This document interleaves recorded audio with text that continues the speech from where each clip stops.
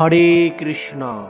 সুধী ভক্তমণ্ডলী, সর্বপ্রথম জানাই আপনাদের শ্রীচরণে এই অধমের সবিনয়ে দণ্ডবৎ প্রণাম। স্বাগত জানাই আমাদের ইউটিউব চ্যানেল কৃষ্ণাশ্রয়ে। আজ আমরা পাঠ করব শ্রীমদ্ ভগবদ্গীতার 14 অধ্যায়, যা গুণত্রয় বিভাগ যোগ নামে পরিচিত। এই অধ্যায়ে ভগবান শ্রীকৃষ্ণ অর্জুনকে প্রকৃতির 3টি গুণ, সত্য, রজ, তমগুণের বৈশিষ্ট্য, তাদের প্রভাব ও মুক্তির উপায় সম্পর্কে শিক্ষাদান করেছেন।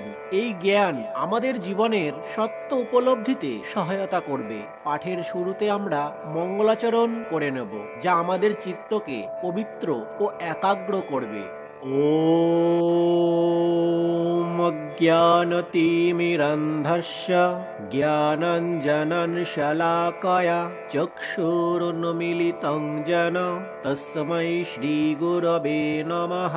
শ্রীচৈতন্যমনঃভীষ্টং স্থাপিतं येन ভূতলে স্বয়ং রূপ কদা মह्यं দদাতি স্বপদান্তিকं। বন্দেऽহং শ্রীগুরো শ্রীयुतपदकमलं श्रीगुरुन् वैष्णवांश्च श्रीरूपं सग्रजातं सहगण रघुनाथान्वितं तं सजीवं साद्वैतं सावधूतं परिजनसहितं कृष्णचैतन्यदेवं श्रीराधाकृष्णपादान् सहगण ललिता श्रीविशाखान्वितांश्च। हे कृष्ण करुणा सिन्धो दीनबन्धो जगत्पते गोपेश गोपिकान्त राधाकान्त नमस्तुते। तप्त काञ्चन गौराङ्गी राधे वृन्दावनेश्वरी वृषभानुसुते देवी प्रणमामि हरिप्रिये। वृन्दावै तुलसी देव्यै प्रिया वै केशवस्य च कृष्ण भक्ति प्रदे देवी सत्यवत्यै नमो नमः। वाञ्छाकल्पतरुभ्यश्च कृपा सिन्धुभ्यैव च पतितानां पावनेभ्यो वैष्णवेभ्यो नमो नमः। जय श्री कृष्ण चैतन्य प्रभु नित्यानंद श्री अद्वैत गदाधर श्रीवासादि गौरभक्तवृंद। हरे कृष्ण कृष्ण कृष्ण हरे हरे, हरे राम राम राम हरे हरे। हरे कृष्ण कृष्ण कृष्ण हरे हरे, हरे राम राम राम हरे हरे। हरे कृष्ण कृष्ण कृष्ण हरे हरे, हरे राम राम राम हरे हरे। ओम नमो भगवते वासुदेवाय। ओम नमो भगवते वासुदेवाय। ओम नमो भगवते वासुदेवाय। नारायणं नमस्कृत्यं नरं चैव नरोत्तमं देवीं सरस्वतीं व्यासं ततो जयमुदीरयेत्। नष्टं प्रायेषु अभद्रेषु नित्यं भागवत सेवया भगवतीरुत्तमश्लोके भक्तिर्भवति नैष्टिकीम्। मूकं करोति वाचालं पङ्गुर्लङ्घयते गिरिं यत्कृपातमहं वन्दे श्रीगुरो दीनतारिणं। परमानन्दमाधवं श्रीचैतन्यईश्वरम्। अथा श्रीमद्भगवद्गीता यथायथ 14 अध्याय गुणत्रय विभाग যোগ। श्लोक 1। পরমেশ্বর ভগবান বললেন, পুনরায় আমি তোমাকে সমস্ত জ্ঞানের মধ্যে সর্বোত্তম জ্ঞান সম্বন্ধে বলবো, যা জেনে মুনিগণ পরম সিদ্ধি লাভ করেন। তাৎপর্য: সপ্তম অধ্যায় থেকে শুরু করে দ্বাদশ অধ্যায় পর্যন্ত পরম তত্ত্ব বা পরমেশ্বর ভগবান সম্বন্ধে শ্রীকৃষ্ণ বিশদভাবে বর্ণনা করেছেন। এখন স্বয়ং ভগবান অর্জুনকে ভগবত তত্ত্ব সম্বন্ধে আরো জ্ঞান দান করছেন। দার্শনিক অনুমানের মাধ্যমে কেউ যদি এই অধ্যায়ের মর্মার্থ উপলব্ধি করতে পারেন, তাহলে তিনি ভগবত ভক্তির মাহাত্ম্য উপলব্ধি করতে সক্ষম হবেন। ত্রয়োদশ অধ্যায়ে স্পষ্টভাবে ব্যাখ্যা করা হয়েছে যে বিনীতভাবে জ্ঞান আহরণ করার মাধ্যমে জড়জগতের বন্ধন থেকে মুক্ত হওয়া যেতে পারে। আরো বিশ্লেষণ করা হয়েছে যে জড় প্রকৃতির গুণের সঙ্গে সঙ্গ করার ফলে জীবাত্মা জড়জগতের বন্ধনে আবদ্ধ হয়ে পড়ে। এই অধ্যায়ে ভগবান বর্ণনা করেছেন প্রকৃতির সেই গুণগুলি কি, তারা কিভাবে ক্রিয়া করে, তারা কিভাবে জীবকে বন্ধনে আবদ্ধ করে এবং কিভাবে তারা মুক্তি দান করে। এই অধ্যায়ে প্রদত্ত জ্ঞানকে পূর্ববর্তী সমস্ত অধ্যায়ের জ্ঞান থেকে শ্রেয় বলে পরমেশ্বর ভগবান ঘোষণা করেছেন। এই জ্ঞান উপলব্ধি করার মাধ্যমে বহু মহর্ষি সিদ্ধিলাভ করে চিৎজগতে প্রবেশ করেছেন। ভগবান এখন সেই জ্ঞানই আরো ভালোভাবে ব্যাখ্যা করে শোনাচ্ছেন। অন্যান্য যে সমস্ত জ্ঞানের পন্থা তিনি এ পর্যন্ত ব্যাখ্যা করেছেন, তা থেকে এই জ্ঞান অনেক অনেক গুণে শ্রেয় এবং এই জ্ঞান লাভ করে তার পূর্বকৃত কর্ম অনুসারে সেই জীব সুখ অথবা দুঃখ ভোগ করতে পারে। এই জড়জগতে সমস্ত জীবের প্রকাশের কারণ স্বয়ং ভগবান। শ্লোক 2। এই জ্ঞান আশ্রয় করলে জীব আমার পরাপ্রকৃতি লাভ করে, তখন আর সে সৃষ্টির সময়ে জন্মগ্রহণ করে না এবং প্রলয়কালেও ব্যথিত হয় না। তাৎপর্য: পূর্ণরূপে দিব্য জ্ঞান লাভ করতে পারলে জন্ম মৃত্যুর চক্র থেকে মুক্ত হয়ে গুণগতভাবে পরমেশ্বর ভগবানের সঙ্গে একাত্মতা লাভ করা যায়, কিন্তু তার ফলে জীবাত্মা তখন তার ব্যক্তিগত সত্তা হারিয়ে ফেলে না। বৈদিক শাস্ত্র থেকে জানতে পারা যায় যে সমস্ত মুক্ত জীবাত্মা চিদাকাশে বৈকুণ্ঠ লোকে ফিরে গেছেন। তারা সর্বদাই পরমেশ্বর ভগবানের ভক্তিযুক্ত সেবায় নিযুক্ত হয়ে তার শ্রী চরণ কমল দর্শন করেন। সুতরাং মুক্তির পরেও ভগবত ভক্তেরা তাদের ব্যক্তিগত সত্তা হারিয়ে ফেলেন না। সাধারণত জড়জগতে আমরা যে জ্ঞান আহরণ করি তা জড় প্রকৃতির তিনটি গুণের দ্বারা কলুষিত। যে জ্ঞান প্রকৃতির তিনটে গুণের দ্বারা কলুষিত নয় তাকে বলা হয় দিব্য জ্ঞান। কেউ যখন সেই দিব্য জ্ঞানে অধিষ্ঠিত হন, তিনি তখন পরমেশ্বর ভগবানের সমপর্যায় ভুক্ত হন। চিদাকাশ সম্বন্ধে অজ্ঞ ও জ্ঞানহীন ব্যক্তিরা মনে করে যে জড় রূপের দ্বারা সম্পাদিত জাগতিক কার্যকলাপ থেকে মুক্ত হবার পরে চিন্ময় সত্তা সম্পূর্ণভাবে বৈচিত্র্যহীন নিরাকার হয়ে পড়ে, কিন্তু চিৎজগৎ এই জগতের মতো বৈচিত্র্যপূর্ণ।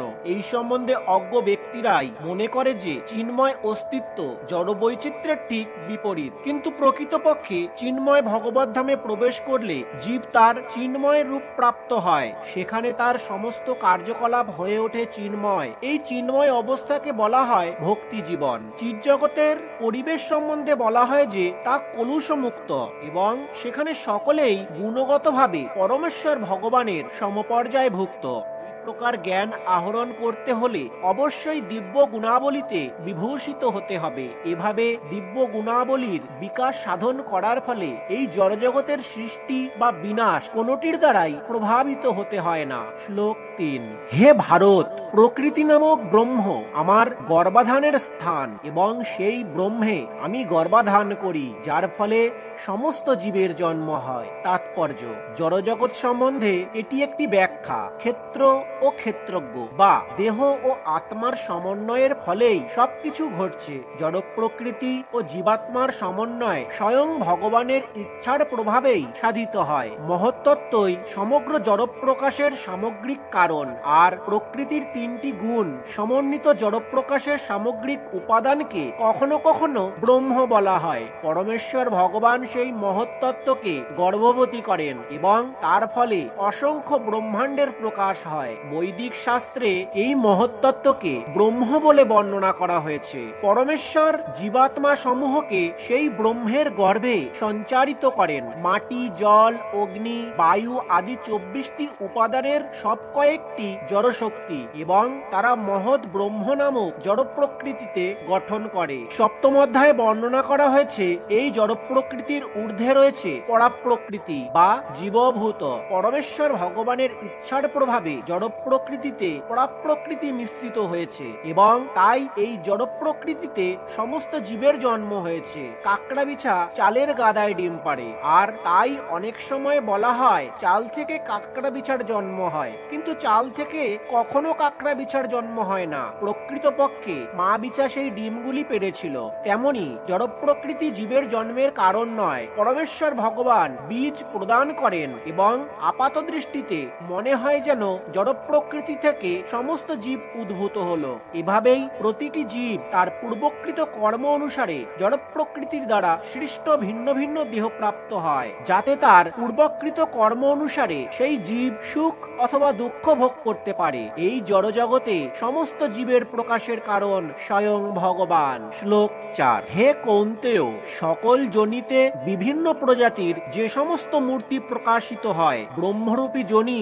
তাদের জননী স্বরূপা এবং আমি বীজ প্রদানকারী পিতা। তাৎপর্য: এই শ্লোকে স্পষ্টভাবে ব্যাখ্যা করা হয়েছে যে পরমেশ্বর ভগবান শ্রীকৃষ্ণই সমস্ত জীবের পরম পিতা। জীব জড় প্রকৃতি ও পরাপ্রকৃতির সমন্বয়। এই ধরনের জীব কেবল এই গ্রহেই দৃষ্ট হয় না, অন্যান্য গ্রহেও, এমনকি সর্বোচ্চ ব্রহ্মলোকেও জীব আছে। জীবাত্মা সর্বত্রই রয়েছে। মাটির নিচেও জীব রয়েছে, এমনকি জলে এবং আগুনের মধ্যেও জীব আছে। এই সমস্ত প্রকাশ সম্ভব হয়েছে মাতৃরূপী জড় প্রকৃতিতে শ্রীকৃষ্ণ বীজ প্রদান করার ফলে। এর সারমর্ম এই যে পূর্বকৃত কর্ম অনুসারে জীবাত্মাকে জড়জগতের গর্ভে সঞ্চারিত করা হয় এবং সৃষ্টির সময় তারা বিভিন্ন মূর্তিতে প্রকাশিত হয়ে থাকে। শ্লোক 5।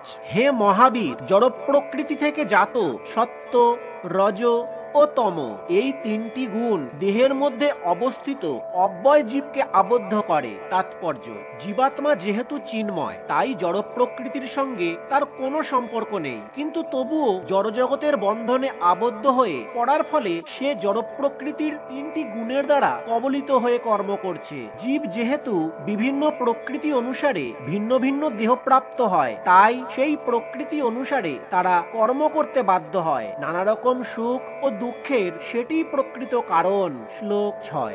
হে নিষ্পাপ, সেই গুণসমূহের মধ্যে সত্যগুণ নির্মল হওয়ার ফলে প্রকাশকারী ও পাপশূন্য এবং তার সুখ ও জ্ঞানের সঙ্গের দ্বারা জীবকে আবদ্ধ করে। তাৎপর্য: জড় প্রকৃতির বন্ধনে আবদ্ধ জীব নানা রকমের। তার মধ্যে কেউ সুখী, আবার কেউ খুব কর্মচঞ্চল এবং কেউ খুব অসহায়। প্রকৃতিতে জীবেদের বন্ধন দশার কারণ এই সমস্ত মানসিক অভিপ্রকাশ। তারা যে কেমন করে বিভিন্নভাবে আবদ্ধ হয় তা ভগবদ্গীতার এই অধ্যায়ে বর্ণনা করা হয়েছে। প্রথমে সত্যগুণের বিবেচনা করা হয়েছে। জড়জগতে সত্যগুণের বিকাশ সাধনের পরিণতি এই যে তা অন্য গুণের দ্বারা প্রভাবিত জীবেদের থেকে অধিক জ্ঞান সম্পন্ন করে তোলে। সত্যগুণে অধিষ্ঠিত মানুষ জড়জগতের দুঃখ কষ্ট দ্বারা ততটা প্রভাবিত হন না এবং তিনি জড়জাগতিক জ্ঞান আহরণ করতে উৎসুক। এই ধরনের মানুষ হলেন ব্রাহ্মণ, যিনি সত্যগুণে অধিষ্ঠিত থাকেন। এই স্তরের সুখানুভূতির কারণ হচ্ছে সত্যগুণে অধিষ্ঠিত জীব সাধারণত পাপকর্ম থেকে অনেকটা মুক্ত থাকেন। প্রকৃতপক্ষে বৈদিক শাস্ত্রে বলা হয়েছে যে সত্যগুণের অর্থ উন্নত জ্ঞান এবং অধিকতর মানুষ সুখানুভূতি। এখানে অসুবিধা হচ্ছে এই যে সত্যগুণে অধিষ্ঠিত হলে জীব মোহাচ্ছন্ন হয়ে নিজেকে খুব জ্ঞানী এবং অন্যদের থেকে শ্রেষ্ঠ বলে মনে করেন। এভাবেই তিনি জড়জগতের বন্ধনে আবদ্ধ হয়ে পড়েন। সেই সম্বন্ধে সবচেয়ে ভালো দৃষ্টান্ত হলেন বিজ্ঞানী ও দার্শনিকেরা। তারা নিজেদের জ্ঞানের গর্বে মত্ত থাকেন এবং যেহেতু তারা সাধারণত তাদের জীবন জীবনযাত্রার মান উন্নত করে তোলেন, তাই তারা এক ধরনের জড়সুখ অনুভব করেন। বদ্ধ জীবনের এই উন্নত সুখনাভূতি তাদের জড় প্রকৃতির সত্যগুণের বন্ধনে আবদ্ধ করে ফেলে। সেই হেতু তারা সত্যগুণে কর্ম করার প্রতি আকৃষ্ট হন এবং যতক্ষণ পর্যন্ত এভাবে কর্ম করার দিকে তাদের আকর্ষণ থাকে ততক্ষণ তাদের প্রকৃতির গুণজাত কোনো একটি জড়দেহ ধারণ করতেই হয়। তাই মুক্তি লাভ করে চিৎজগতে প্রবেশ করবার কোনো সম্ভাবনাই তাদের নেই। তারা হয়তো দার্শনিক, বিজ্ঞানী বা কবি হয়ে বারবার জন্মাতে পারেন এবং বারবার জন্ম মৃত্যুর ক্লেশদায়ক বন্ধনে তাদের আবদ্ধ হতে পারে, কিন্তু জড়শক্তির মোহে আচ্ছন্ন হয়ে তারা মনে করেন যে সেই ধরনের জীবনযাত্রা সুখদায়ক। শ্লোক 7। হে কৌন্তেয়, রজগুণ অনুরাধাত্মক এবং তা তৃষ্ণা ও আসক্তি থেকে উৎপন্ন বলে জানবে এবং সেই রজগুণী জীবকে সকাম কর্মের সঙ্গের দ্বারা আবদ্ধ করে। তাৎপর্য: জড়গুণের বৈশিষ্ট্য হচ্ছে স্ত্রী পুরুষের পরস্পরের প্রতি আকর্ষণ, পুরুষের প্রতি স্ত্রী আকর্ষিত হয় এবং স্ত্রীর প্রতি পুরুষ আকর্ষিত হয়, তাকেই বলা হয় রজগুণ। আর মানুষের মধ্যে যখন রজগুণ বর্ধিত হয় তখন তার জড়জাগতিক সুখভোগের আকাঙ্ক্ষা বৃদ্ধি পায়। সে তখন ইন্দ্রিয় সুখভোগ করতে চায়। ইন্দ্রিয় সুখভোগ করার জন্য রজগুণে অধিষ্ঠিত মানুষ সমাজে বা দেশের মধ্যে প্রতিষ্ঠা কামনা করে এবং স্ত্রী, পুত্র, গৃহ সমন্বিত একটি সুখী পরিবার পেতে চায়। এগুলি রজগুণের প্রভাব। মানুষ যখন এইসব আকাঙ্ক্ষা করে তখন তাকে কঠোর পরিশ্রম করতে হয়। তাই এখানে স্পষ্টভাবে বলা হয়েছে যে মানুষ তার কর্মের ফলের প্রতি আসক্ত হয়ে পড়ে এবং তার ফলে এই ধরনের কর্মের বন্ধনে আবদ্ধ হয়। তার স্ত্রী, পুত্র ও সমাজকে সন্তুষ্ট করার জন্য এবং নিজের সম্মান বজায় রাখার জন্য তাকে কঠোর পরিশ্রম করতে হয়। তাই সমস্ত জড়জগৎটি প্রায় রজগুণে অধিষ্ঠিত। আধুনিক সভ্যতাকে রজগুণের ভিত্তিতেই উন্নত বলে গণ্য করা হয়। পুরাকালে সত্যগুণের পরিপ্রেক্ষিতে উন্নতির মান নির্মাণ করা হতো। সত্যগুণে অধিষ্ঠিত মানুষেরা যদি মুক্তি লাভ করতে না পারেন তাহলে রজগুণের বন্ধনে আবদ্ধ মানুষদের সম্বন্ধে আর কি বলার আছে। শ্লোক 8। হে ভারত, অজ্ঞানজাত তমগুণকে সমস্ত জীবের মোহনকারী বলে জানবে। সেই তমগুণ প্রমাদ, আলস্য ও নিদ্রা দ্বারা জীবকে আবদ্ধ করে। তাৎপর্য: এই শ্লোকে সংস্কৃত তু শব্দটির প্রয়োগ খুবই তাৎপর্যপূর্ণ। এর অর্থ এই যে তমগুণ দেহধারী আত্মার অতি অদ্ভুত একটি গুণ। তমগুণ সত্যগুণের সম্পূর্ণ বিপরীত। সত্যগুণে জ্ঞান অনুশীলনের ফলে কোনটি কি সেই সম্বন্ধে জানতে পারা যায়, কিন্তু তমগুণ ঠিক তার বিপরীত। তমগুণের দ্বারা আচ্ছন্ন সকলেই উন্মাদ এবং উন্মাদ ব্যক্তি বুঝতে পারে না যে কোনটি ঠিক।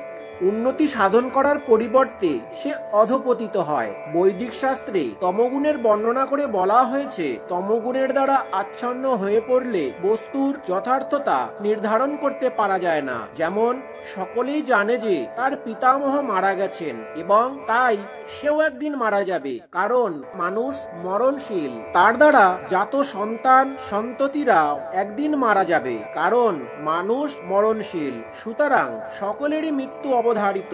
তবুও মানুষ তার সনাতন আত্মাকে উপেক্ষা করে উন্মাদের মতো দিনরাত কঠোর পরিশ্রম করে। এই ধরনের মানুষ অত্যন্ত অলস পারমার্থিক জ্ঞান লাভের দিক দিয়ে। যখন তাদের সাধু সঙ্গ করতে আহ্বান জানানো হয় তখন তারা তাতে খুব একটা উৎসাহী হয় না। তারা এমনকি রজগুণের দ্বারা প্রভাবিত মানুষদের মতো ততটা সক্রিয় নয়। এমন ভাবে তমগুণের দ্বারা আচ্ছন্ন মানুষদের আরো একটি লক্ষণ হচ্ছে যে তারা প্রয়োজনের চেয়ে বেশি ঘুমায়। 6 ঘন্টা ঘুমই যথেষ্ট, কিন্তু তমগুণে আচ্ছন্ন মানুষ অন্তত 10 থেকে 12 ঘন্টা ঘুমায়। এই ধরনের মানুষ সর্বদাই বিষাদগ্রস্ত হয়ে থাকে এবং তারা মাদকদ্রব্য ও নিদ্রার প্রতি অত্যন্ত আসক্ত। এগুলি তমগুণের দ্বারা আবদ্ধ মানুষের লক্ষণ। শ্লোক 9। হে ভারত, এটি বলা হয় যে সত্যগুণ জীবকে সুখে আবদ্ধ করে, রজগুণ জীবকে সকাম কর্মে আবদ্ধ করে এবং তমগুণ প্রমাদে আবদ্ধ করে। তাৎপর্য: সাত্ত্বিক মানুষ দার্শনিক, বিজ্ঞানী বা শিক্ষক রূপে কর্ম বা জ্ঞানের কোনো বিশেষ শাখায় নিযুক্ত থেকে তার বুদ্ধিগত প্রচেষ্টার মাধ্যমে সন্তুষ্টি লাভ করেন। রজগুণের দ্বারা প্রভাবিত সকাম কর্মে লিপ্ত মানুষ যতটা সম্ভব সম্পদ আহরণ করেন এবং সৎকার্যে অর্থ ব্যয় করেন। তিনি কখনো কখনো হাসপাতাল খোলার চেষ্টা করেন এবং দাতব্য প্রতিষ্ঠান আদিতে দান করেন। এগুলি রজগুণের লক্ষণ। আর তমগুণ জ্ঞানকে আচ্ছাদিত করে রাখে। তমগুণে যাই করা হোক না কেন, তাতে মানুষের নিজেরও মঙ্গল হয় না বা অন্যদেরও মঙ্গল হয় না। শ্লোক 10।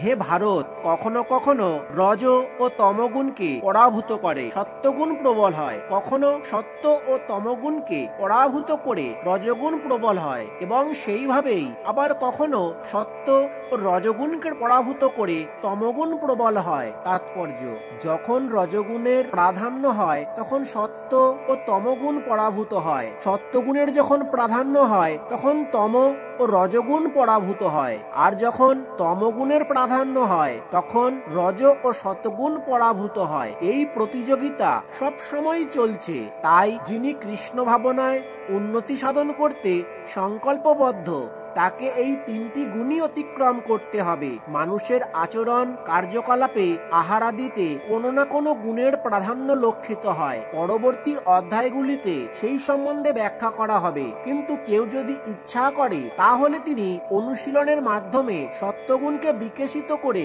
রজগুণ ও তমগুণকে পরাভূত করতে পারেন। তেমনি রজগুণকে বিকশিত করে সত্য ও তমগুণকে পরাভূত করা যায়, বা তমগুণকে বিকশিত করে সত্য ও রজগুণকে পরাভূত করা যায়। যদিও প্রকৃতিতে এই তিনটি গুণ রয়েছে, তবুও দৃঢ় সংকল্পবদ্ধ হলে সত্যগুণের দ্বারা আশীর্বাদ পুষ্ট হওয়া যায় এবং সেই সত্যগুণকে অতিক্রম করে বসুদেব স্তর নামক শুদ্ধ সত্ত্বে অধিষ্ঠিত হওয়া যায়, যে স্তরে ভগবত তত্ত্ব উপলব্ধি করা সম্ভব হয়। মানুষের মধ্যে প্রকাশিত বিশেষ বিশেষ আচরণের মাধ্যমে বোঝা যায় কোন মানুষ কোন গুণে অধিষ্ঠিত।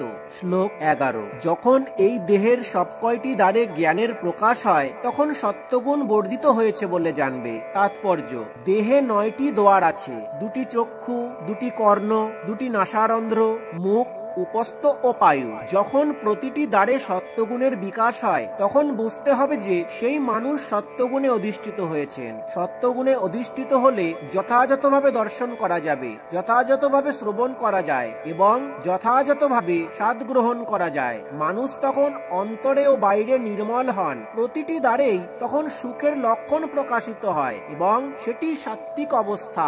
শ্লোক 12। হে ভরতর্ষভ, রজগুণ বর্ধিত হলে লোভ প্রবৃত্তি, কর্মে উদ্যম ও দুর্দমনীয় স্পৃহা বৃদ্ধি পায়। তাৎপর্য: রজগুণ সম্পন্ন মানুষ যে অবস্থাতেই থাকুন না কেন তিনি কখনোই সন্তুষ্ট হতে পারেন না। তিনি সর্বদাই তার অবস্থার উন্নতি সাধন করার আকাঙ্ক্ষা করেন। যদি তিনি কোনো গৃহ নির্মাণ করতে চান তাহলে তিনি একটি প্রাসাদোপম গৃহ নির্মাণ করার চেষ্টা করেন, যেন তিনি চিরকাল সেই বাড়িতেই থাকতে পারেন।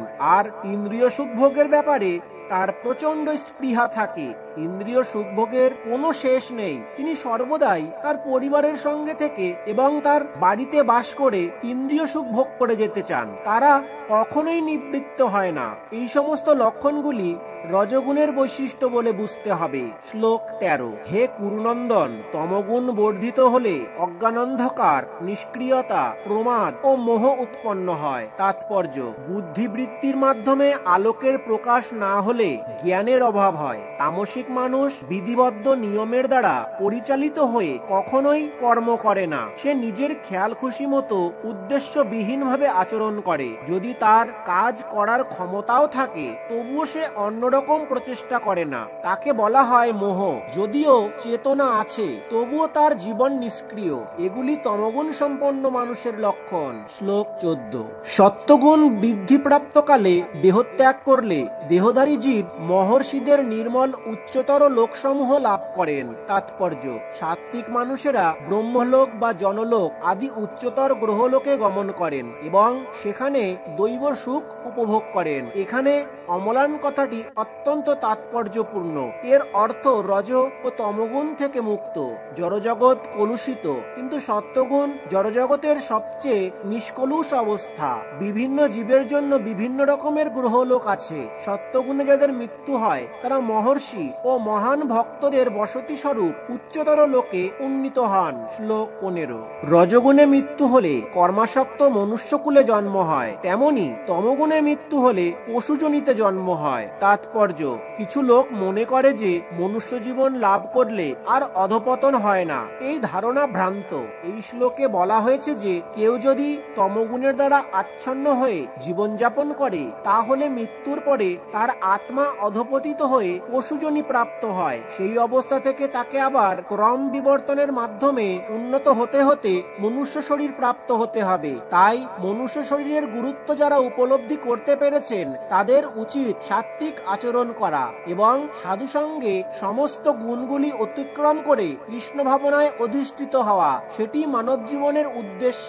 তা না হলে মানুষ যে আবার মনুষ্য শরীর প্রাপ্ত হবে সেই সম্বন্ধে কোনো নিশ্চয়তা নেই। শ্লোক 16। সুকৃতি সম্পন্ন সাত্ত্বিক কর্মের ফলকে নির্মল, রাজসিক কর্মের ফলকে দুঃখময় এবং তামসিক কর্মের ফলকে অজ্ঞান বলা হয়। তাৎপর্য: সত্যগুণে পুণ্যকর্ম করার ফল পবিত্র, তাই সব রকমের মোহ থেকে মুক্ত মুনি ঋষিরা সর্বদাই আনন্দময়। কিন্তু রাজসিক কর্ম কেবল ক্লেশদায়ক। জড়সুখের জন্য যে প্রচেষ্টাই করা হোক না কেন তা পরিণামে ব্যর্থ হবে।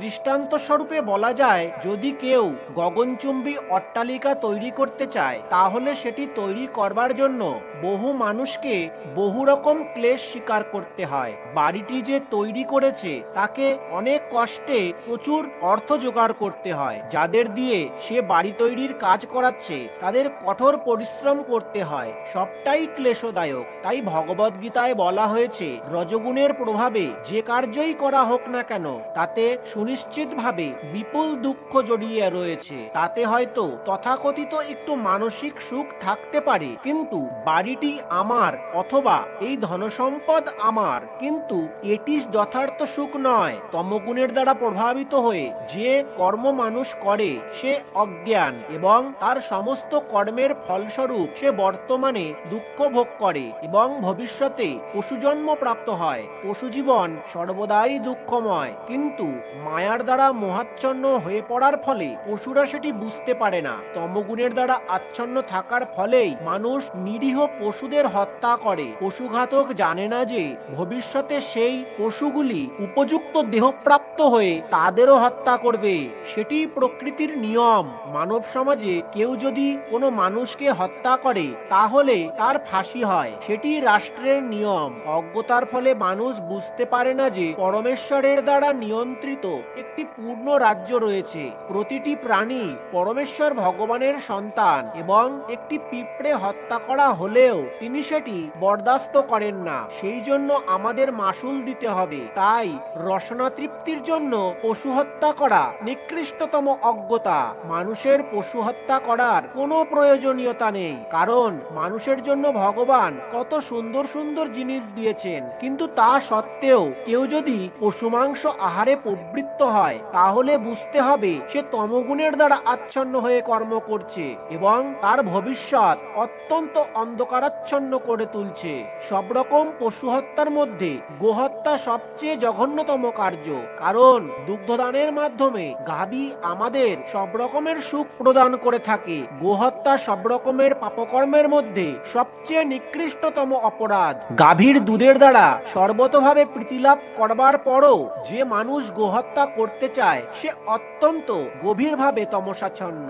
বৈদিক শাস্ত্রে একটি প্রার্থনায় বলা হয়েছে, নমো ব্রহ্মাণ্য দেবায় গো ব্রহ্মাণ্য হিতায় চ জগদ্ধিতায় কৃষ্ণায় গোবিন্দায় নমো নমঃ। হে কৃষ্ণ, হে গোবিন্দ, তুমি গাভী ও ব্রাহ্মণদের হিতাকাঙ্ক্ষী এবং তুমি সমগ্র মানব সমাজ ও সমগ্র জগতের হিতাকাঙ্ক্ষী। তোমাকে প্রণাম করি। তাই প্রার্থনার তাৎপর্য এই যে গাভী ও ব্রাহ্মণদের রক্ষা করার কথা বিশেষভাবে উল্লেখ করা হয়েছে। ব্রাহ্মণেরা আধ্যাত্মিক শিক্ষার প্রতীক এবং গাভীর দুগ্ধ সবচেয়ে মূল্যবান খাদ্যের প্রতীক। গাভী ও ব্রাহ্মণ এই দুই প্রকার মানুষদের সব রকমের প্রতিরক্ষা বিধান করা উচিত, সেটি সভ্যতার প্রকৃত উন্নতি। আধুনিক মানব সমাজে আধ্যাত্মিক জ্ঞানকে অবজ্ঞা করা হয় এবং গোহত্যাকে প্রশ্রয় দেওয়া হয়। সুতরাং আমাদের বুঝতে হবে যে মানব সমাজ বিপদগামী হচ্ছে এবং তার নিজের উৎসন্নের পথটি প্রশস্ত করছে। যে সভ্যতা মানুষকে পরবর্তী জীবনে পশুতে পরিণত হওয়ার পথে পরিচালিত করে সেটি অবশ্যই মানব সভ্যতা নয়। বর্তমান মানব সভ্যতা অবশ্যই রজস্তম গুণের দ্বারা প্রভাবিত হয়ে মারাত্মকভাবে বিপদগামী হচ্ছে। এটি অত্যন্ত ভয়ঙ্কর যুগ এবং প্রতিটি রাষ্ট্রের কর্তব্য হচ্ছে মানব সমাজকে অবশ্যম্ভাবী ধ্বংসের হাত থেকে রক্ষা করার জন্য কৃষ্ণ ভাবনামৃতের সরলতম পন্থার প্রচলন করতে যত্নশীল হওয়া। শ্লোক 17। সত্যগুণ থেকে জ্ঞান, রজগুণ থেকে লোভ এবং তমগুণ থেকে অজ্ঞান, প্রমাদ ও মোহ উৎপন্ন হয়। তাৎপর্য: বর্তমান সভ্যতা যেহেতু জীবের পক্ষে খুব একটা উপযোগী নয়, তাই কৃষ্ণ ভাবনা অনুশীলন করার পরামর্শ দেওয়া হচ্ছে। কৃষ্ণ ভাবনা অনুশীলনের মাধ্যমে সমাজে সত্যগুণের বিকাশ হয়। যখন সত্যগুণ বিকশিত হয় তখন মানুষ বস্তুকে যথাযথভাবে দর্শন করতে সক্ষম হয়। তামসিক গুণের প্রভাবে মানুষ হয়ে যায় পশুর মতো এবং বস্তুকে স্পষ্টভাবে দর্শন করতে পারে না। যেমন তামসিক মানুষ বুঝতে পারে না যে পশু হত্যা করার মাধ্যমে তারাও পরবর্তী জীবনে সেই পশুর দ্বারাই নিহত হবার ঝুঁকি নিচ্ছে, কারণ মানুষেরা প্রকৃত জ্ঞান লাভের শিক্ষা পায় না, তাই তারা দায়িত্ব জ্ঞানহীন হয়ে পড়ে। এই রকম দায়িত্ব জ্ঞানহীনতা বন্ধ করার জন্য মানুষদের সত্যগুণের বিকাশের শিক্ষা অতি আবশ্যক। তারা যখন যথাযথভাবে সত্যগুণের শিক্ষা লাভ করবে তখন তারা সমস্ত বিষয়ে পূর্ণ জ্ঞান লাভ করে শান্ত হবে। মানুষ তখন সুখী ও সমৃদ্ধশালী হবে। এমনকি অধিকাংশ মানুষ যদি সুখী ও সমৃদ্ধশালী নাও হয়, যদি সমাজের কিছু সংখ্যক লোকও কৃষ্ণ ভাবনায় ভাবিত হয়ে সত্যগুণে অধিষ্ঠিত হয়, তাহলে সারা জগৎ জুড়ে শান্তি ও সমৃদ্ধির সম্ভাবনা থাকে। তা না করে সমগ্র জগৎ যদি রজ ও তমগুণের দ্বারা দাসত্ব বরণ করে নেয়, তাহলে শান্তি ও সমৃদ্ধির কোনো সম্ভাবনাই থাকবে না। রজগুণে মানুষ লোভী হয় এবং তাদের ইন্দ্রিয় সুখ বাসনার কোনো সীমা থাকে না, সেটি যে কেউই বুঝতে পারে। এবং ইন্দ্রিয় সুখভোগের নানা রকমের বন্দোবস্ত থাকা সত্ত্বেও মানুষের আজ না আছে সুখ, না আছে মনের শান্তি, সেটি থাকা সম্ভব নয়, কারণ তারা রজগুণে অধিষ্ঠিত। কেউ যদি যথার্থ সুখ পেতে চায়, সেই ব্যাপারে টাকা তাকে সাহায্য করতে পারবে না। কৃষ্ণ ভাবনা অনুশীলন করার মাধ্যমে তাকে সত্যগুণে উন্নীত হতে হবে। কেউ যখন রাজসিক কর্মে নিয়োজিত থাকে তখন সে যে কেবল মানসিক অশান্তিতেই থাকে তা নয়, তার পেশা ও বৃত্তিও অত্যন্ত ক্লেশদায়ক হয়। প্রচুর অর্থ উপার্জন করে তার পদমর্যাদা বজায় রাখার জন্য তাকে কত রকমের পরিকল্পনা ও উপায় উদ্ভাবন করতে হয়, এই সমস্তই ক্লেশদায়ক। তমগুণে মানুষ উন্মাদ হয়ে ওঠে, তাদের পারিপার্শ্বিক অবস্থার দ্বারা নিদারুণ দুঃখ ভোগ করতে হয়। তারা মাদকদ্রব্যের আশ্রয় গ্রহণ করে এবং এভাবে তারা অজ্ঞতার আরো গভীরতম অন্ধকারে নিমজ্জিত হয়। তাদের ভবিষ্যৎ জীবন হয়ে ওঠে অত্যন্ত অন্ধকারাচ্ছন্ন। শ্লোক 18। সত্যগুণ সম্পন্ন ব্যক্তিগণ ঊর্ধ্বে উচ্চতর লোকসমূহে গমন করে, রজগুণ সম্পন্ন ব্যক্তিগণ মধ্যে নরলোকে অবস্থান করে এবং জঘন্য গুণ সম্পন্ন তামসিক ব্যক্তিগণ অধপতিত হয়ে নরকে গমন করে। তাৎপর্য: এখানে এই শ্লোকে প্রকৃতির তিনটি গুণে অনুষ্ঠিত কর্মের ফলগুলি আরো বিশদভাবে বর্ণনা করা হয়েছে। এই জগতের ঊর্ধ্বে স্বর্গলোক আছে, যেখানে সকলেই অত্যন্ত উন্নত। সত্যগুণের মাত্রা অনুসারে জীব এই উচ্চতর লোকসমূহের ভিন্ন ভিন্ন লোকে উন্নীত হয়। সর্বোচ্চ লোক হচ্ছে সত্যলোক বা ব্রহ্মলোক, যেখানে এই ব্রহ্মাণ্ডের প্রধান পুরুষ ব্রহ্মা বাস করেন। আমরা ইতিমধ্যেই দেখেছি যে ব্রহ্মলোকের অতি আশ্চর্যজনক জীবনযাত্রার কোনো হিসাব নিকাশ নেই। শ্রেষ্ঠ অবস্থা সত্যগুণ আমাদের সেই স্তরে উন্নীত করতে পারে। রজগুণ মিশ্রিত এটি সত্য ও তমগুণের অন্তর অন্তর্বর্তী। মানুষ কখনো সর্বতভাবে নির্মল হতে পারে না, কিন্তু সে যদি সম্পূর্ণভাবে রজগুণে স্থিত থাকে তাহলে সে কেবল একজন রাজা অথবা একজন ধনী ব্যক্তি রূপে এই পৃথিবীতে অবস্থান করবে। কিন্তু এই গুণটি মিশ্রিত হবার ফলে মানুষ নিম্নগামী হতে পারে। এই জগতের রাজসিক বা তামসিক মানুষেরা যন্ত্রের সাহায্যে জোর করে উচ্চতর লোকে যেতে পারে না। রজগুণের মানুষেরা পরবর্তী জীবনে উন্মাদ হয়ে যাবারও সম্ভাবনা থাকে। সবচেয়ে নিকৃষ্ট তমগুণকে এখানে জঘন্য বলে বর্ণনা করা হয়েছে। তমগুণে আচ্ছন্ন হয়ে থাকার ফল অত্যন্ত বিপজ্জনক। এটি জড় প্রকৃতির সবচেয়ে নিকৃষ্ট গুণ। মনুষ্য জন্মের নিচে পক্ষী, পশু, সরীসৃপ, বৃক্ষ আদি ৮০ লক্ষ প্রজাতি রয়েছে এবং তমগুণের প্রভাব অনুসারে মানুষ সেই সমস্ত জঘন্য অবস্থায় পতিত হয়। এখানে তামসা কথাটি অত্যন্ত গুরুত্বপূর্ণ। তামসা বলতে তাদেরই বোঝায় যারা উচ্চতর গুণে উন্নীত না হয়ে সর্বদাই তমগুণে আবদ্ধ থাকে। তাদের ভবিষ্যৎ অত্যন্ত অন্ধকারাচ্ছন্ন। রাজসিক ও তামসিক মানুষদের সত্যগুণে উন্নীত হওয়ার একটি সুযোগ আছে, আর সেই প্রক্রিয়ার নাম হচ্ছে কৃষ্ণ ভাবনামৃত। কিন্তু যে এই সুযোগের সদ্ব্যবহার করে না সে অবশ্যই নিকৃষ্ট গুণে আচ্ছন্ন হয়ে থাকবে। শ্লোক ১৯।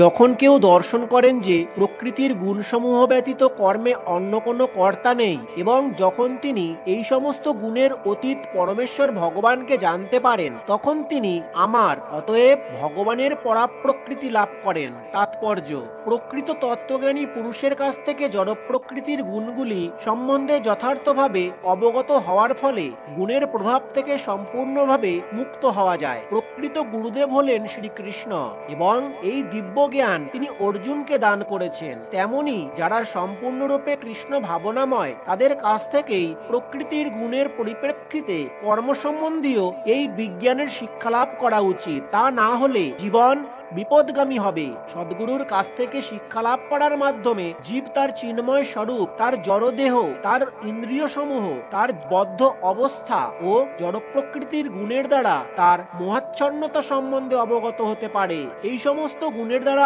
আবদ্ধ হয়ে পড়ার ফলে সে অসহায়, কিন্তু সে যখন তার যথার্থ স্বরূপ দর্শন করতে পারে তখন সে পারমার্থিক জীবন লাভ করার সুযোগ পেয়ে অপ্রাকৃত স্তরে উন্নীত হতে পারে। প্রকৃতপক্ষে জীব তার বিভিন্ন কর্মের কর্তা নয়। জড় প্রকৃতির কোনো বিশেষ গুণের দ্বারা পরিচালিত কোনো বিশেষ দেহে অধিষ্ঠিত হওয়ার ফলে সে কর্ম করতে বাধ্য হয়। যতক্ষণ পর্যন্ত না মানুষ সদ্গুরুর সহায়তা লাভ করছে ততক্ষণ পর্যন্ত সে তার যথার্থ স্থিতি সম্বন্ধে কোনো মতেই অবগত হতে পারে না। সদ্গুরুর সঙ্গলাভ করার ফলে সে তার প্রকৃত অবস্থা সম্বন্ধে অবগত হতে পারে এবং তার ফলে সে পূর্ণরূপে কৃষ্ণ ভাবনাময় হতে পারে। কৃষ্ণ ভাবনাময় ভক্ত জড় প্রকৃতির গুণের দ্বারা পরিচালিত হন না। সপ্তম অধ্যায়ে ইতিমধ্যে বর্ণিত হয়েছে যে শ্রীকৃষ্ণের পাদপদ্মে যিনি আত্মসমর্পণ করেছেন তিনি জড় প্রকৃতির সমস্ত কর্মের প্রভাব থেকে মুক্ত। তাই যিনি যথাযথভাবে সবকিছু দর্শন করতে পারেন তিনি ধীরে ধীরে জড় প্রকৃতির প্রভাব থেকে মুক্ত হন। শ্লোক ২০। দেহধারী জীব এই ৩ গুণ অতিক্রম করে জন্ম, মৃত্যু, জরা ও তাদের দুঃখ থেকে বিমুক্ত হয়ে অমৃত ভোগ করেন। তাৎপর্য: এই জড় দেহে থাকা সত্ত্বেও পূর্ণ কৃষ্ণ ভাবনায় অধিষ্ঠিত হয়ে কিভাবে গুণাতীত অবস্থায় থাকতে পারা যায় তা এই শ্লোকে বর্ণনা করা হয়েছে। এই জড় দেহে থাকলেও দিব্যজ্ঞান লাভ করার ফলে মানুষ প্রকৃতির গুণের প্রভাব থেকে মুক্ত হতে পারে। এমনকি এই দেহের মধ্যে থেকেও সে দিব্যজ্ঞানের চিন্ময় আনন্দ উপভোগ করতে পারে, কারণ দেহত্যাগ করার পর সে অবশ্যই চিৎ জগতে ফিরে যাবে। কিন্তু এমনকি এই দেহেও সে দিব্য আনন্দ উপভোগ করতে পারে। পক্ষান্তরে বলা যায় ভক্তিযোগে কৃষ্ণ ভাবনাময় হওয়াই জড়জগতের বন্ধন থেকে মুক্ত হওয়ার লক্ষণ। অষ্টাদশ অধ্যায়ে এই বিষয়ে ব্যাখ্যা করা হবে। কোনো মানুষ যখন জড় প্রকৃতির গুণের প্রভাব থেকে মুক্ত হন তখন তিনি ভক্তিযোগে ভগবানের সেবায় যুক্ত হন। লোক ২১। অর্জুন জিজ্ঞাসা করলেন, হে প্রভু, যিনি এই ৩ গুণের অতীত তিনি কি কি লক্ষণ দ্বারা জ্ঞাত হন, তার আচরণ কি রকম, আর তিনি কেমন ভাবে এই ৩টি গুণ অতিক্রম করবেন? তাৎপর্য: এই শ্লোকে অর্জুনের প্রশ্নগুলি খুবই যুক্তিসঙ্গত। জড় প্রকৃতির গুণগুলি থেকে মুক্ত মানুষের লক্ষণ সম্বন্ধে তিনি জানতে চাইছেন। প্রথমে তিনি এই ধরনের দিব্য পুরুষের লক্ষণ সম্বন্ধে জিজ্ঞাসা করেছেন। কেমন ভাবে জানতে পারা যায় যে তিনি ইতিমধ্যেই জড় প্রকৃতির গুণের প্রভাব থেকে মুক্ত হয়েছেন? দ্বিতীয় প্রশ্নে তিনি জিজ্ঞাসা করছেন তিনি কেমন ভাবে জীবনযাপন করেন এবং তার কার্যকলাপ কি রকম, সেগুলি কি নিয়ন্ত্রিত না অনিয়ন্ত্রিত। তারপর অর্জুন জিজ্ঞাসা করছেন কি উপায়ে দিব্য প্রকৃতিতে অধিষ্ঠিত হওয়া যায়। সেটি খুবই গুরুত্বপূর্ণ। দিব্য স্তরে অধিষ্ঠিত হওয়ার সরাসরি উপায় সম্বন্ধে যতক্ষণ পর্যন্ত না অবগত হওয়া যাচ্ছে ততক্ষণ পর্যন্ত সেই লক্ষণগুলি প্রদর্শন করার কোনো উপায় সম্ভাবনা থাকে না। সুতরাং অর্জুনের এই প্রশ্নগুলি অত্যন্ত গুরুত্বপূর্ণ এবং ভগবান সেই প্রশ্নগুলির এখন উত্তর দেবেন। শ্লোক 22, 23, 24 ও 25। পরমেশ্বর ভগবান বললেন, হে পাণ্ডব, যিনি প্রকাশ, প্রবৃত্তি ও মোহ আবির্ভূত হলে দেশ করেন না এবং সেগুলি নিবৃত্ত হলেও আকাঙ্ক্ষা করেন না, যিনি উদাসীনের মতো অবস্থিত থেকে গুণসমূহের দ্বারা বিচলিত হন না কিন্তু গুণসমূহ স্বীয় কার্যে প্রবৃত্ত হয় এভাবে জেনে অবস্থান করেন এবং তার দ্বারা চঞ্চলতা প্রাপ্ত হন না, যিনি আত্মস্বরূপে অবস্থিত এবং সুখ ও দুঃখে সমভাবাপন্ন, যিনি মাটির ঢেলা, পাথর ও স্বর্ণে সমদৃষ্টি সম্পন্ন, যিনি প্রিয় ও অপ্রিয় বিষয়ে সমভাবাপন্ন, যিনি ধৈর্যশীল ও নিন্দা, স্তুতি, মান ও অপমানে সমভাবাপন্ন, যিনি শত্রু ও মিত্র উভয়ের প্রতি সমভাবাপন্ন, যিনি সমস্ত কর্মোদ্যম পরিত্যাগ করেন, তিনি গুণাতীত বলে কথিত হন। তাৎপর্য: অর্জুন 3টি প্রশ্ন করেছিলেন এবং ভগবান একে একে সেগুলির উত্তর দিচ্ছেন। এই শ্লোকগুলিতে শ্রীকৃষ্ণ প্রথমে বলেছেন যে গুণাতীত স্তরে অধিষ্ঠিত ব্যক্তি কারো প্রতি দেশযুক্ত নন এবং তিনি কোনো কিছুর আকাঙ্ক্ষা করেন না। জীব যখন জড়দেহে আবদ্ধ হয়ে এই জড়জগতে অবস্থান করে তখন বুঝতে হবে সে এই জড় প্রকৃতির 3টি গুণের কোনো একটির নিয়ন্ত্রণাধীন। সে যখন দেহের বন্ধন থেকে মুক্ত হয় তখন সে জড় প্রকৃতির গুণের প্রভাব থেকেও মুক্ত হয়, কিন্তু যতক্ষণ পর্যন্ত না সে দেহের বন্ধন থেকে মুক্ত হতে পারছে ততক্ষণ তাকে গুণের প্রভাবের প্রতি উদাসীন ভাবে থাকতে হবে। ভক্তিযোগে ভগবানের সেবায় তাকে নিযুক্ত হতে হবে যাতে জড়দেহের পরিপ্রেক্ষিতে তার পরিচয়ের কথা সে আপনা থেকেই ভুলে যেতে পারে। কেউ যখন তার জড়দেহের চেতনায় যুক্ত থাকে তখন সে কেবল তার ইন্দ্রিয় তর্পণের জন্য কর্ম করে, কিন্তু সেই চেতনা যখন শ্রীকৃষ্ণে অর্পিত হয় তখন ইন্দ্রিয় তর্পণ আপনা থেকেই বন্ধ হয়ে যায়। এই জড়দেহের কোনো প্রয়োজন নেই এবং এই জড়দেহের আদেশ পালন করারও কোনো প্রয়োজন নেই। দেহের মধ্যে অবস্থিত প্রকৃতির গুণগুলি কর্ম করে যাবে, কিন্তু চিন্ময় সত্তারূপে আত্মা এই সমস্ত কার্যকলাপ থেকে পৃথক। তিনি পৃথক হন কিভাবে? তিনি জড়দেহটি ভোগ করারও আকাঙ্ক্ষা করেন না অথবা জড়দেহের বন্ধন থেকে মুক্ত হওয়ারও আকাঙ্ক্ষা করেন না। এভাবে গুণাতীত স্তরে অধিষ্ঠিত হয়ে ভগবত ভক্ত স্বাভাবিকভাবেই মুক্ত হন। জড় প্রকৃতির গুণের প্রভাব থেকে মুক্ত হওয়ার জন্য তাকে কোন রকম চেষ্টা করতে হয় না। পরবর্তী প্রশ্নটি হচ্ছে গুণাতীত স্তরে অধিষ্ঠিত ব্যক্তির আচরণ সম্বন্ধে। জড়জগতের বন্ধনে আবদ্ধ মানুষ দেহ সম্বন্ধীয় তথাকথিত সম্মান ও অসম্মানের দ্বারা প্রভাবিত, কিন্তু গুণাতীত স্তরে অধিষ্ঠিত মানুষ এই ধরনের মিথ্যা সম্মান ও অসম্মানের দ্বারা প্রভাবিত হন না। কৃষ্ণ ভাবনায় স্থিত হয়ে তিনি তার কর্তব্য পালন করে যান এবং মানুষ তাকে সম্মান প্রদর্শন করলো না অসম্মান করলো তাতে তিনি ভ্রুক্ষেপ করেন না। কৃষ্ণ ভাবনা অনুশীলনে তার কর্তব্য সম্পাদন করবার পক্ষে যা অনুকূল তা তিনি গ্রহণ করেন। তা না হলে পাথরই হোক বা সোনাই হোক তার কোনো জড়বস্তুর দরকার হয় না। কৃষ্ণ ভক্তির অনুশীলনে যারা তাকে সাহায্য করেন তাদের সকলকেই তিনি প্রিয় বন্ধু বলে মনে করেন এবং তার তথাকথিত শত্রুকেও তিনি ঘৃণা করেন না। তিনি সকলের প্রতি সমভাবাপন্ন এবং সবকিছুই তিনি সমদৃষ্টিতে দর্শন করেন, কারণ তিনি ভালো মতেই জানেন যে জড়জাগতিক জীবনে তার কিছুই করবার নেই। সামাজিক ও রাজনৈতিক বিষয়গুলি তাকে প্রভাবিত করেন না, কারণ তিনি সেসবের উত্থান ও গোলযোগের অনিত্যতা সম্পর্কে পূর্ণরূপে অবগত। তার নিজের জন্য কোনো কিছুই তিনি প্রচেষ্টা করেন না। শ্রীকৃষ্ণের জন্য তিনি সবকিছুই করতে পারেন, কিন্তু তার নিজের জন্য তিনি কোনো কিছু করেন না। এই ধরনের আচরণের দ্বারাই প্রকৃতপক্ষে গুণাতীত স্তরে অধিষ্ঠিত হওয়া যায়। শ্লোক 26। যিনি ঐকান্তিক ভক্তিযোগ সহকারে আমার সবার সেবা করেন। তিনি প্রকৃতির সমস্ত গুণকে অতিক্রম করে ব্রহ্মভূত স্তরে উন্নীত হন। তাৎপর্য: নির্গুণ স্তরে অধিষ্ঠিত হওয়ার উপায় কি? অর্জুনের এই তৃতীয় প্রশ্নের উত্তর এই শ্লোকটিতে দেওয়া হয়েছে। পূর্বেই বিশ্লেষণ করা হয়েছে জড়জগৎ পরিচালিত হচ্ছে জড় প্রকৃতির গুণের প্রভাবে। জড় প্রকৃতির গুণের প্রভাবে বিচলিত হওয়া উচিত নয়। চেতনাকে এই সমস্ত কার্যকলাপে নিয়োজিত না করে শ্রীকৃষ্ণের সেবামূলক কার্যে নিযুক্ত করা যেতে পারে। শ্রীকৃষ্ণের সেবামূলক কার্যকে বলা হয় ভক্তিযোগ। শ্রীকৃষ্ণের জন্যই সর্বদা কর্ম করা। এটির মাধ্যমে কেবল শ্রীকৃষ্ণের সেবাই নয়, রাম, নারায়ণ আদি শ্রীকৃষ্ণের বিভিন্ন সাংস প্রকাশের সেবাও বোঝায়। শ্রীকৃষ্ণের অসংখ্য সাংস প্রকাশ আছেন, যিনি শ্রীকৃষ্ণের যে কোনো রূপের বা তার যে কোনো সাংস প্রকাশের সেবায় নিয়োজিত থাকেন তাকে নির্গুণ স্তরে অধিষ্ঠ বলে বিবেচিত হয়। এটিও জেনে রাখা উচিত, শ্রীকৃষ্ণের সব কয়টি রূপই সম্পূর্ণরূপে গুণাতীত এবং সচ্চিত ও আনন্দময়। ভগবানের এই সমস্ত প্রকাশ সর্বশক্তি সম্পন্ন, সর্বজ্ঞ এবং তারা সব রকম দিব্য গুণাবলীতে বিভূষিত।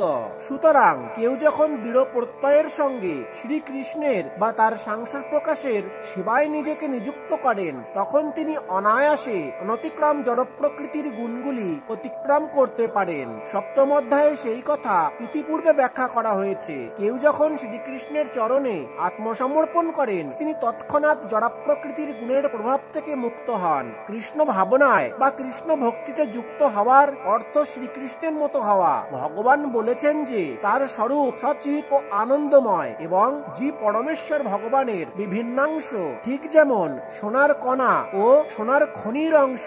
এভাবে জীবের চিন্ময় স্বরূপ গুণগতভাবে সোনার মতো, অর্থাৎ শ্রীকৃষ্ণের মতোই গুণসম্পন্ন। জীব ও ভগবানের ব্যক্তিগত বৈশিষ্ট্য সর্ব অবস্থাতেই বর্তমান থাকে। তা না হলে ভক্তিযোগের কোনো প্রশ্নই হতে পারে না। ভক্তিযোগের অর্থ এই যে ভগবান আছেন, ভগবানের ভক্তও আছেন এবং ভগবানের সঙ্গে ভক্তের প্রেম বিনিময়ের ক্রিয়াকলাপও আছে। তাই পরমেশ্বর ভগবান ও জীব এই দুজনেরই স্বতন্ত্রতা বর্তমান থাকে। তা না হলে ভক্তিযোগের কোনো অর্থই হয় না। যে অপ্রাকৃত স্তরে ভগবান রয়েছেন, সেই স্তরে উন্নীত না হলে ভগবানের সেবা করা যায় না।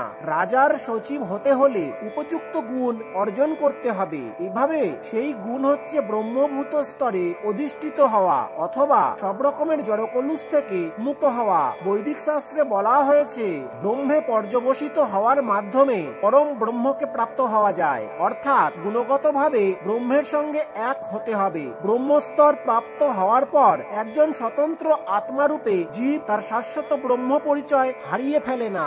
এই অধ্যায়ের সর্বশেষ শ্লোক অর্থাৎ 27 নম্বর শ্লোকে ভগবান বলছেন, আমি নির্বিশেষ ব্রহ্মের প্রতিষ্ঠা বা আশ্রয়, অব্যয় অমৃতেরও, শাশ্বত ধর্মেরও এবং ঐকান্তিক সুখেরও আমিই আশ্রয়। তাৎপর্য: ব্রহ্মের স্বরূপ হচ্ছে অমরত্ব, অবিনশ্বরত, নিতত ও আনন্দ। পরমার্থ উপলব্ধির প্রথম স্তর হচ্ছে ব্রহ্ম উপলব্ধি, দ্বিতীয় স্তর হচ্ছে পরমাত্মার উপলব্ধি এবং চরম তত্ত্বের চরম স্তরের উপলব্ধি হচ্ছে পরমেশ্বর ভগবানের উপলব্ধি। তাই পরমাত্মা ও নির্বিশেষ ব্রহ্ম এই উভয় তত্ত্বই পরমেশ্বর ভগবানের অধীন তত্ত্ব। সপ্তম অধ্যায়ে ব্যাখ্যা করা হয়েছে যে জড় প্রকৃতি পরমেশ্বর ভগবানের নিকৃষ্টা শক্তির প্রকাশ। ভগবান তার পরাশক্তির কণিকা সমূহের দ্বারা অনুৎকৃষ্টা ও জড় প্রকৃতিকে সক্রিয় করেন এবং সেটি জড় প্রকৃতিতে চেতনের প্রকাশ। জড় প্রকৃতির বন্ধনে আবদ্ধ জীব যখন পারমার্থিক জ্ঞানের অনুশীলন করেন, তখন তিনি জড় অস্তিত্ব থেকে ধীরে ধীরে পরম তত্ত্বের স্তরে ব্রহ্মভূত অবস্থায় উন্নীত হন। জীবের এই ব্রহ্মভূত অবস্থা আত্মজ্ঞানের প্রথম স্তর। এই স্তরে ব্রহ্মজ্ঞ পুরুষ জড় অবস্থার অতীত নন বটে, কিন্তু তিনি পূর্ণরূপে ব্রহ্ম উপলব্ধি করতে পারেন না। তিনি যদি চান তাহলে তিনি এই ব্রহ্মভূত অবস্থাতেই থাকতে পারেন এবং তারপর ধীরে ধীরে পরমাত্মা উপলব্ধির স্তরে উন্নীত হতে পারেন এবং তারপর পরমেশ্বর ভগবানকে উপলব্ধি করতে পারেন। পারেন। বৈদিক শাস্ত্রে তার অনেক নির্দেশন আছে। চতুষ্ষণ বা 4 কুমারেরা প্রথমে নির্বিশেষ ব্রহ্মে অধিষ্ঠিত ছিলেন, কিন্তু তারপর তারা ধীরে ধীরে ভগবত ভক্তির স্তরে উন্নীত হন। যিনি ব্রহ্মের নিরাকার নির্বিশেষ উপলব্ধির স্তরে ঊর্ধ্বে উন্নীত হতে পারেন না, তারা সর্বদাই অধপতনের সম্ভাবনা থাকে।